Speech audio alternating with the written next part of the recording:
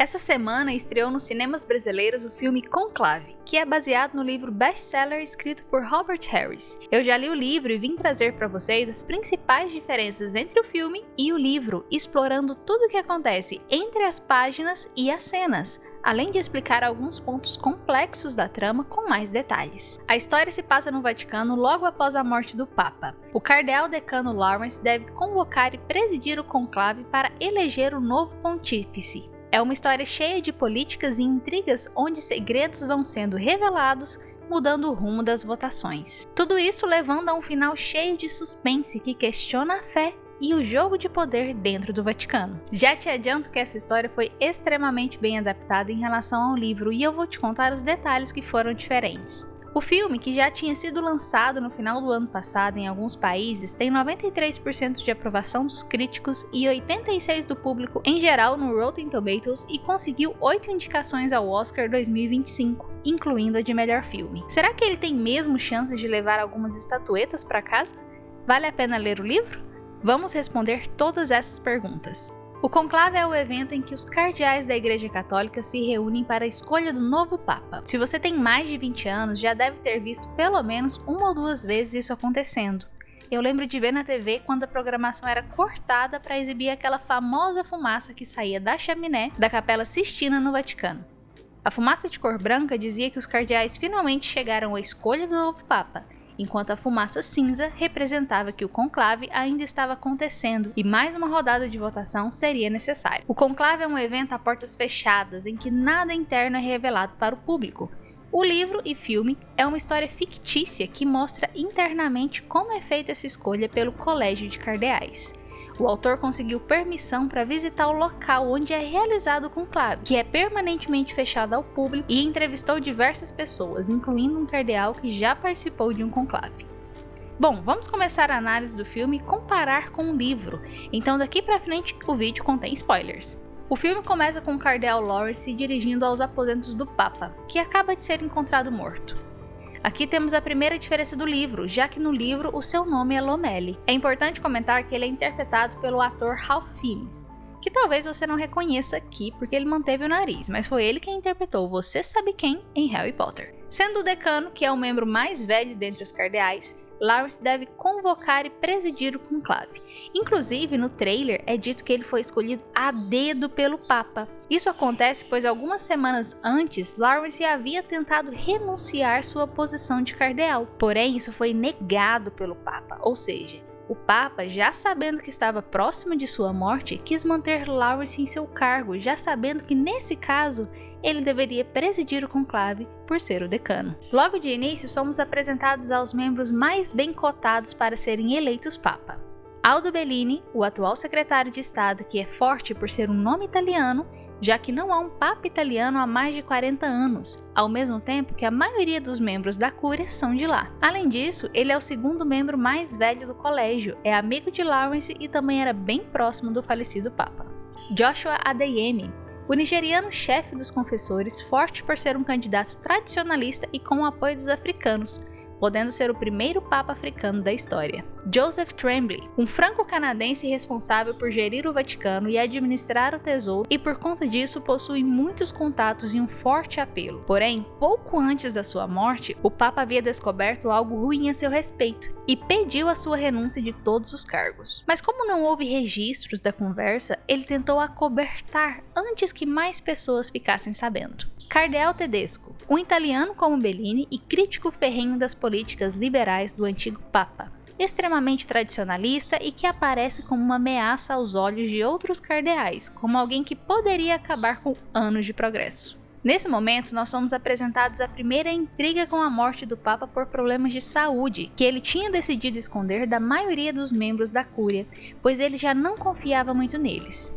No livro, a figura do Papa é bem mais detalhada, sendo uma pessoa bem humilde, tendo escolhido continuar vivendo na mesma residência da época em que era cardeal, ao invés de se mudar para o luxuoso palácio apostólico a que tinha direito. Com essa primeira decisão, ele havia começado praticamente uma guerra contra a velha guarda do Vaticano, lembrando sempre das lições de humildade pregadas por Cristo, enquanto os outros membros da Cúria voltavam diariamente para seus apartamentos suntuosos. É por conta disso que ele pode ter escolhido o cardeal Lawrence para dirigir o conclave, sabendo que ele iria investigar os outros cardeais e ajudar na melhor escolha para o próximo papa. Horas antes de iniciar o conclave, chega um cardeal desconhecido, Vicente Benítez, um mexicano, mas que no livro tem origem filipina. A sua situação é que ele foi nomeado impectore, que é o meio pelo qual o Papa pode nomear alguém sem revelar a sua identidade. Nesse caso, o motivo é por ele ser o arcebispo de Bagdá, capital do Iraque, ou seja, uma região pouco tolerante ao cristianismo, o que seria muito perigoso para Benítez se sua nomeação fosse revelada ao mundo. A primeira votação se inicia e nos livros as regras são um pouco mais explícitas. São 118 cardeais, 108 no filme, e eles devem votar entre si.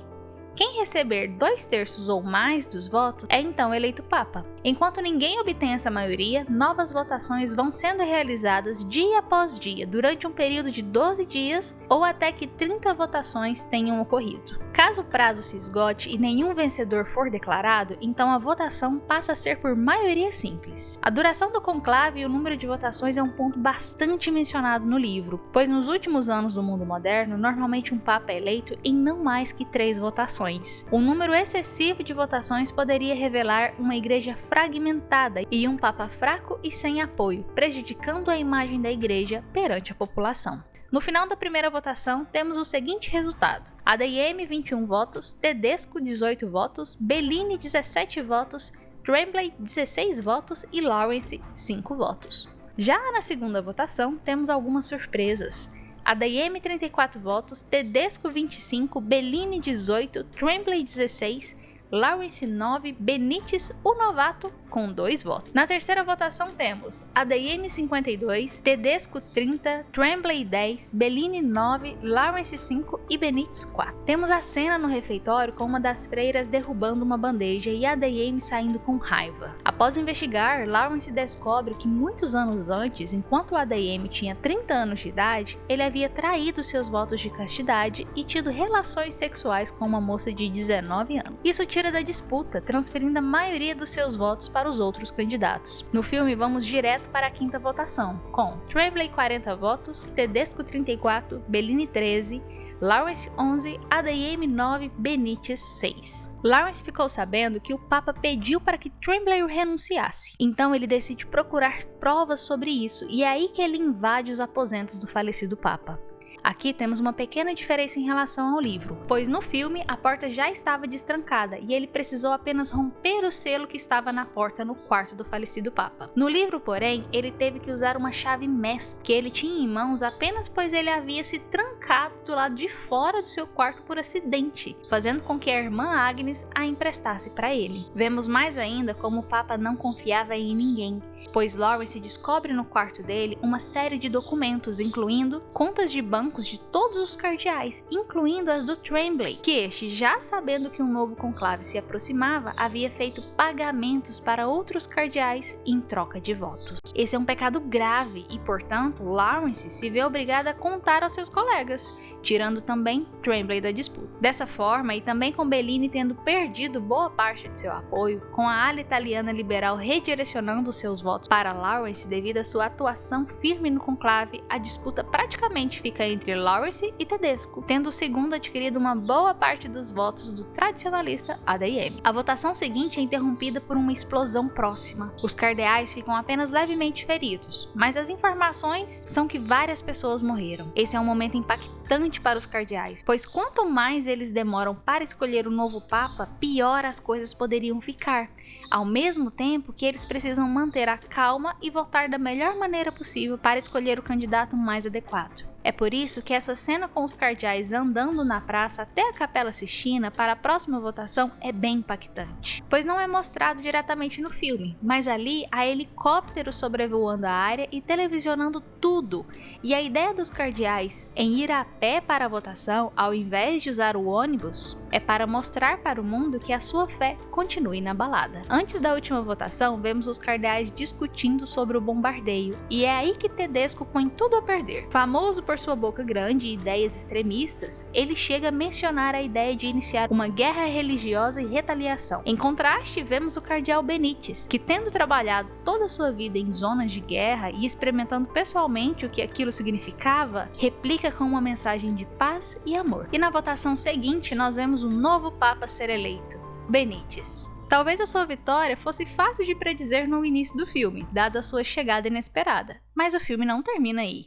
Investigando uma pista intrigante, Lawrence descobre que Benítez havia visitado uma clínica na Suíça para realizar um procedimento médico, mas desistiu. Quando Lawrence pergunta qual era o procedimento, a resposta o deixa sem palavras. Benítez estava agendado para uma histerectomia laparoscópica, uma cirurgia realizada para a retirada do útero. Essa revelação impactante expõe que Benítez, apesar de possuir a aparência de um homem, possui órgãos reprodutores femininos. O cardeal Benítez acreditou ser homem durante toda a sua vida.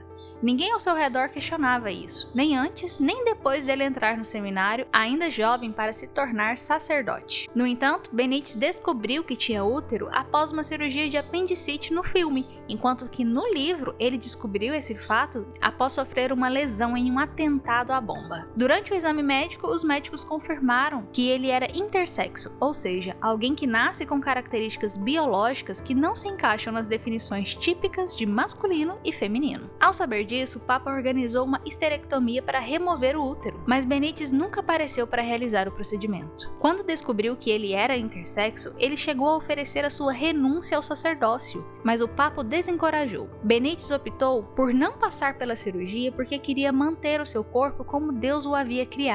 Ele acreditava que ser intersexo não era algo para se envergonhar. Se ele nasceu assim, era assim que ele queria continuar vivendo.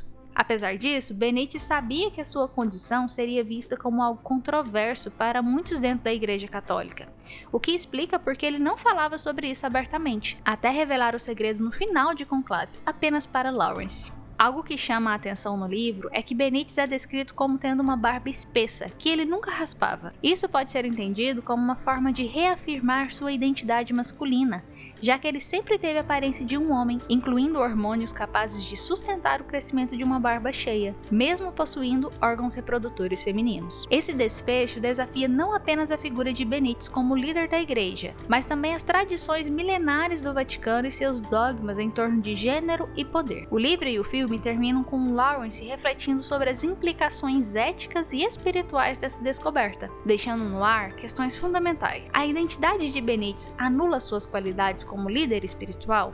O que realmente significa ser digno de guiar a fé de milhões? Muitos elogiam o autor pela ousadia de abordar questões tão profundas e controversas, vendo o final como uma crítica ao conservadorismo da igreja e uma oportunidade para reflexão sobre temas como igualdade de gênero e meritocracia. De modo geral, a adaptação do livro para o filme é surpreendentemente fiel, preservando a essência dos personagens e os dilemas morais que tornam a obra tão intrigante. Não é à toa que o filme foi indicado ao Oscar de melhor roteiro adaptado, um reconhecimento à habilidade de traduzir para a tela a complexidade das questões abordadas no livro, como fé, poder e identidade. Conclave nos desafia a refletir sobre os bastidores da Igreja Católica e os conflitos humanos que existem com as tradições mais rígidas. E você, o que achou do filme? O final te surpreendeu? Deixa aqui nos comentários que eu quero saber. Obrigada por assistir e até o próximo vídeo.